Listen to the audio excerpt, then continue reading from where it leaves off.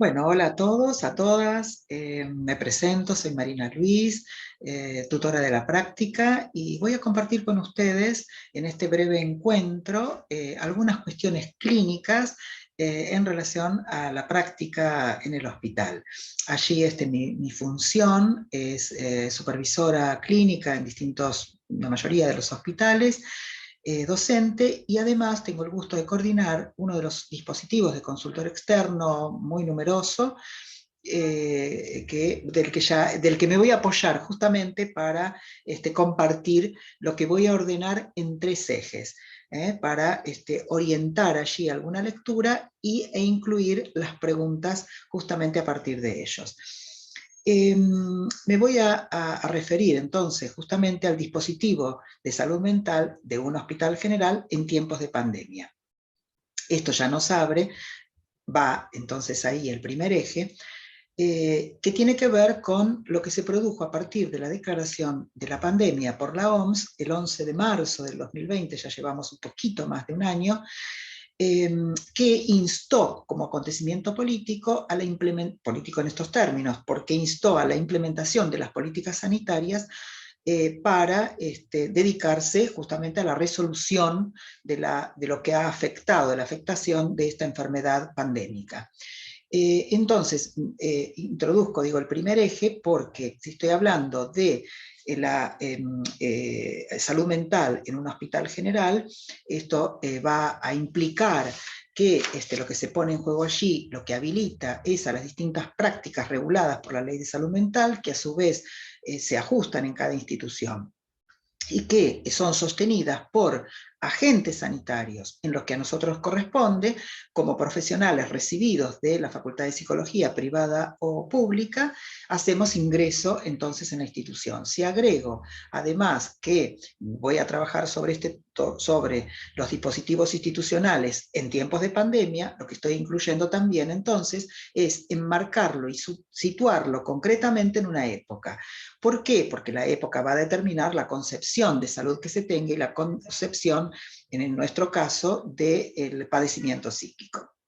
Sobre esto no nos explayamos, sino que me interesa que ustedes atiendan a este punto, porque va a guardar relación entonces con este eje del que me estoy refiriendo, porque allí entonces insertos como agentes sanitarios en las instituciones es donde se sitúa y donde se inscribe además la particularidad del ejercicio de una práctica que es la psicoanalítica, situados en la espira de nuestro tiempo. Se produce entonces, ni más ni menos, la tensión justamente por el entrecruzamiento de dispositivos diferentes, institucional, clínico, la tensión que se produce por el entrecruzamiento de discursos que se pone en juego, además.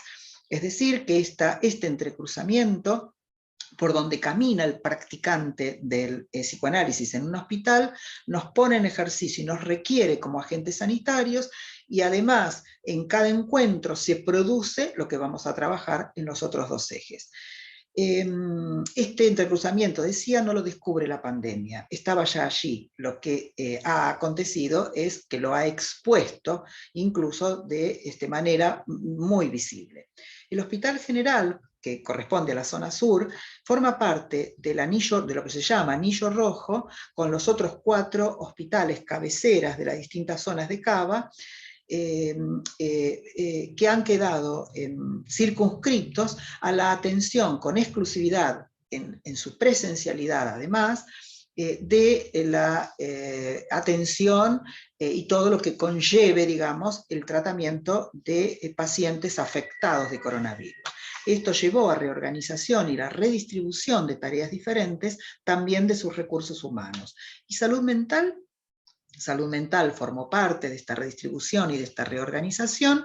Allí también se pone el acento justamente en esto que yo llamo entrecruzamiento discursivos en el plano institucional y en el ejercicio clínico del mismo. Entonces, para decirlo muy acotadamente, para que nos dé el tiempo de avanzar con los ejes que quiero plantearles, la presencialidad y el armado de distintos dispositivos los puedo ordenar en tres funciones particulares, de lunes a domingo, que aún continúan, y es la organización en equipos para el trabajo con los distintos actores del hospital, es decir, todo el personal del hospital, desde técnicos, profesionales, enfermería, etcétera, de modo grupal o individual, respecto de la afectación de su propia tarea, la conflictiva vincular, etcétera. A su vez, equipos para el trabajo con pacientes internados de coronavirus y sus familiares, que a su vez presentan un padecimiento psíquico, tarea interdisciplinaria, médica, psicológica, psiquiátrica. Y a su vez el dispositivo de atención de familiares debido a la pérdida de alguno de sus seres queridos o al mismo desmembramiento por internaciones en lugares distintos o por aislamiento y necesidad de despedida de determinado familiar. Esto continúa aún vigente. Muy bien, y consultorios externos, que forma parte de los dispositivos de la institución, ¿cómo ha quedado? El equipo de adultos del que tengo el gusto de coordinar mantiene, no como nuevos pacientes que han ingresado, sino los pacientes en tratamiento, más de 200. Un equipo muy numeroso, atendiendo pacientes con particularidades de sufrimiento psíquico, algunos severos, y que requieren maniobras, además dentro de los dispositivos institucionales. Es decir, que sabemos en tiempos de pandemia que una de las aristas, que es la institucional, que ha llevado a la limitación de la circulación por esos dispositivos, que pacientes acudan a buscar atención en el Hospital General, me estoy refiriendo en este caso, una de sus aristas, que es esta vertiente institucional, quedó interrumpida por la pandemia. En el equipo decidimos sostener los tratamientos de consultorio externo, que si no hubieran quedado absolutamente frenados, con una atención mucho más esporádica. Decidimos entonces primero sostener los espacios del equipo, tanto de supervisión como de tarea clínica, de discusión clínica y de formación, para que funcione concretamente como soporte en la atención de los pacientes que iniciamos ya hace un año de atención virtual. Incluimos entonces aquí la pregunta que dejábamos también al inicio, y es la pregunta por la transferencia. ¿La transferencia está en cuarentena con la pandemia? Segundo eje entonces, así como el psicoanálisis no descubre la transferencia, sino más bien se topa con ella y hace un uso operativo y novedoso de la misma. La pandemia tampoco descubre que si no hay arista institucional, es decir, uno de sus ejes que forma parte del arribo de los pacientes, parte de la tarea en relación a dónde acuden los pacientes, pero si esa arista no se pone en juego, la transferencia como el eje que forma parte ante el encuentro que se produce entre quien sostiene allí la escucha y lo que alguien tiene por decir, sigue vigente. Entonces tampoco lo descubre, sino que queda aún más evidenciado en este tiempo.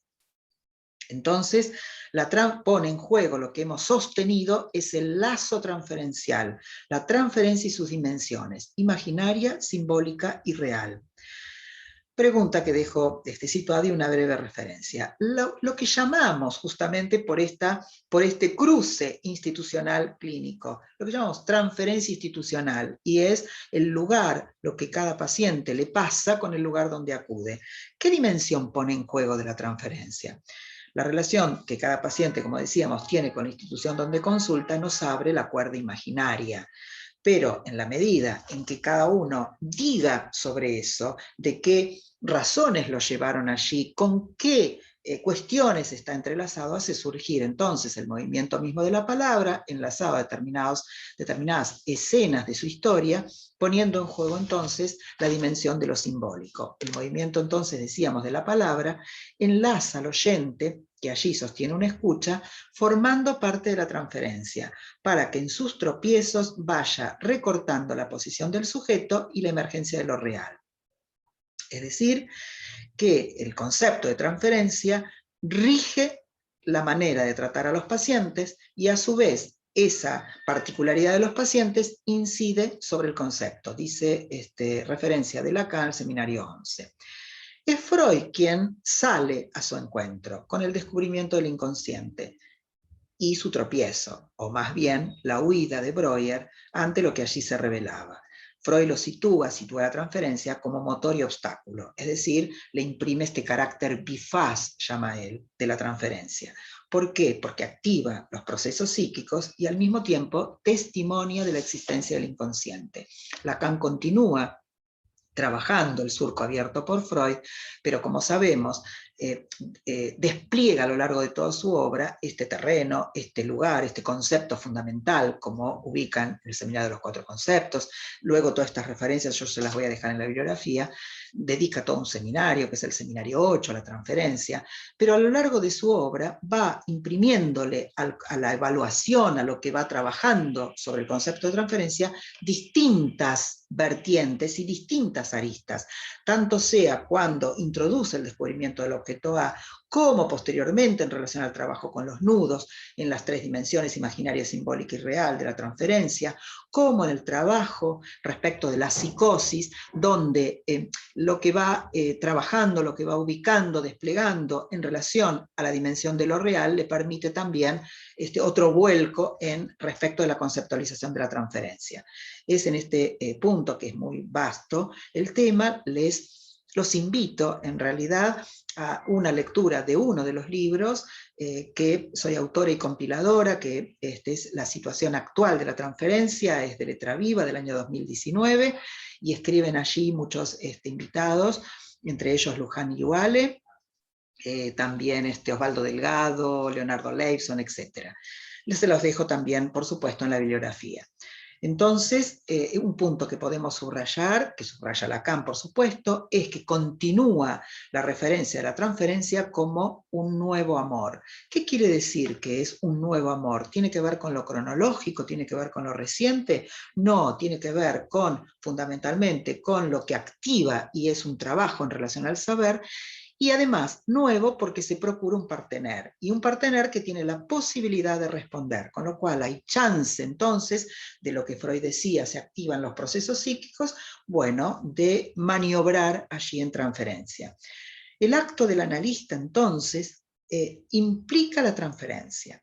El acto del analista, que también se inscribe en su tarea en distintos escenarios, desde Freud en la ladera de una montaña, en el box de una guardia, en el pasillo de un hospital, en el consultorio de Barrio Norte, es decir, escenarios que van formando parte de la trama de lo que alguien tiene allí por decir, pero el punto esencial, es decir, esto va formando parte de esa trama, pero el punto esencial es el acto del analista que implica la transferencia. Es el eje, el concepto fundamental es el de transferencia, transferencia e intervención están implicados en el acto, comandado además por el deseo del analista. Entonces, es allí el analista donde se dispone a sostener una escucha, habilitando las dimensiones de la transferencia que tendrán lugar. Los obstáculos se ponen en juego para maniobrar con la transferencia. Les dejo uno de los conceptos, no el único por supuesto, pero porque nos va a enlazar con el eje que vamos a continuar ahora, que es el tercer eje. Uno de los conceptos trabajados en el seminario 11 es fundamentalmente en el capítulo 10, que es el de presencia del analista. Presencia del analista que tiene una estricta particularidad que abre las dimensiones y el obstáculo en la transferencia, situado en lo que allí ubica como cierre del inconsciente, que requiere la maniobra del analista. Muy bien, entonces se sitúa en el umbral, en esa pulsación del inconsciente, justamente en su cierre. Ahora, pasamos entonces al tercer eje. Lo que entonces quería contarles es que los tratamientos situados en el escenario institucional, donde una de las aristas que forma parte, por supuesto, que es la vertiente institucional en su presencialidad, queda suspendida. Los tratamientos continúan porque el eje que sostiene, es decir, el lazo que sostiene la posibilidad de un trabajo es el lazo transferencial. Y lo que se incluyen hasta el día de hoy, entonces, es a través de ese contacto, esa posibilidad de promover, digamos, el trabajo, es mediando los medios tecnológicos, los medios virtuales. Abro entonces las preguntas a recorrer en este tercer eje. Siguiendo a Freud, si nadie puede ser ajusticiado en ausencia, ¿cómo ubicamos la virtualidad y cuál sería su límite? Que seguro lo hay. Nuestro eje central, además, que abrimos aquí, es en relación al cuerpo. ¿El cuerpo queda fuera de juego? Como hay mucho rastreo sobre el tema de actualidad que tiene que ver con los medios tecnológicos, la particularidad de nuestra época respecto de esta cuestión, para avanzar en la pregunta que le acabo de proponer, que tiene que ver con la virtualidad, pero fundamentalmente en transferencia, es si el cuerpo queda fuera de juego, utilizando los medios virtuales. Entonces, lo que me parece imprescindible para avanzar en ese rastreo, también para poder situar su límite, primero es necesario no equiparar ni confundir conceptos. Esta es la sugerencia que voy a dejar anotada aquí, ya que no podemos hacer todo este recorrido, que los invito a hacer a partir de estos puntos orientadores. Entonces es necesario no equiparar virtualidad con los objetos, nociones fundamentales a lo largo del rastreo psicoanalítico, desde Freud y conceptualizados como objeto en la obra de Lacan, que son los objetos voz y mirada, confundiendo visión con el objeto mirada, y la voz a la que todo analista será llamado a darle su lugar. A su vez, la pregunta por el cuerpo. ¿El cuerpo queda ausente? Para seguir justamente con esta pregunta, también es preciso diferenciar el concepto que les mencionaba con anterioridad, de presencia del analista en relación a la transferencia, como diferenciarlo justamente con el cuerpo de la realidad. A su vez, agregamos, avanzamos, ¿de qué cuerpos hablamos en la clínica? No es el cuerpo de la anatomía biológica, sino el cuerpo mortificado por el significante, que tiene una lógica diferente en sus diferentes modos de presentarse. El cuerpo del síntoma, el cuerpo pulsional, el cuerpo fantasmático. Es decir, como dice Leison, que también se los voy a dejar en la bibliografía, hay cuerpos habilitados por el cuerpo de la transferencia.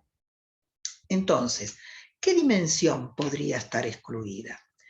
Si no reducimos los conceptos a su uso rutinario, tolerando además lo que el uso de los medios virtuales puede poner a nuestro alcance, seguramente también nos vamos a sorprender. Es decir, que podemos dejar el pulmón suficiente para que las sorpresas, tanto de lo que va produciendo el trabajo con el paciente, como la sorpresa que alberga el oyente, pueda tener lugar. Muchos casos, les hago un breve entonces paneo para referirme a una muy breve viñeta clínica. Muchos casos del trabajo en adultos, muchos de ellos continuaron mediando el medio telefónico virtual, telefónico y o virtual, sin acusar recibo, lo cual también es para leer en la clínica. Es decir, ¿qué pasa ahí, ¿no? Con un sentido de continuidad, como si no hubiera diferencia. Otros continuaron produciendo un trabajo que se venía realizando respecto de sus puntos o de sus preguntas o de lo que se recorta, lo que se quedó recortado como su padecimiento o su síntoma. Algún otro, el de mayores dificultad, pudimos localizar y ubicar que era necesaria la cuerda institucional, la vertiente institucional, que al modo de un otro que resguarda y contiene lo que puede quedar en riesgo, que es la vida misma. Situaciones más que dificultosas para lograr internación en el dispositivo institucional que estaba y está muy, muy dificultada. Y a su vez otros donde, como decíamos, muy favorable. Breve relato clínico al que voy a llamar Carlos. un paciente cuya problemática nos permitió ubicar que la bisagra de la separación, en la constitución misma subjetiva, alienación-separación, esa bisagra estaba muy complicada, diríamos más bien impedida de producirse, por lo que cada vez dejaba aparecer en sus manifestaciones a un otro que se le tornaba amenazante e intrusivo. En la institución, cada vez en su consulta, tomaba cuerpo a partir del ingreso al consultorio. El registro de los cuerpos en ese pequeño box del hospital exigía por parte del paciente una salida inmediata del escenario, inundado de angustia, para lograr poner alguna distancia, cuestión que dificultaba la prosecución y el sostén del tratamiento mismo. La vía telefónica resultó favorable. El desborde de angustia ante la proximidad de los cuerpos, que irrumpía hasta resultar asfixiante, impedía el mínimo lazo. Justamente la inclusión que me dio la vía telefónica dio paso al relato. El desborde se enmarcó mediando un objeto tecnológico y dio paso, como decíamos, a que pudiera hablar desde hace un año de su padecimiento. Hasta aquí el breve recorte clínico que nos permite ubicar que en algunos casos es necesario también la versatilidad del oyente, la inclusión de determinadas vías que promuevan justamente el sostén del lazo transferencial. Les dejo entonces estos 3 ejes que son orientadores en relación a estas preguntas respecto de la práctica en el hospital. Para finalizar, solo una cita que me parece que enlaza los 3, muy conocida, pero que toma una fuerza y una contundencia bien notoria en los 3 ejes que los invitaba a, a compartir en realidad en esta exposición. La cita es de Función y Campo de la Palabra, y se las leo. Mejor pues que renuncie quien no puede unir a su horizonte la subjetividad de su época, pues ¿cómo podría hacer de su ser el eje de tantas vidas aquel que no supiese nada de la dialéctica que lo lanza con esas vidas en un movimiento simbólico? Bueno, me despido entonces, les dejo por supuesto además la bibliografía y algunas preguntas orientadoras para, compartir con ustedes. Hasta pronto.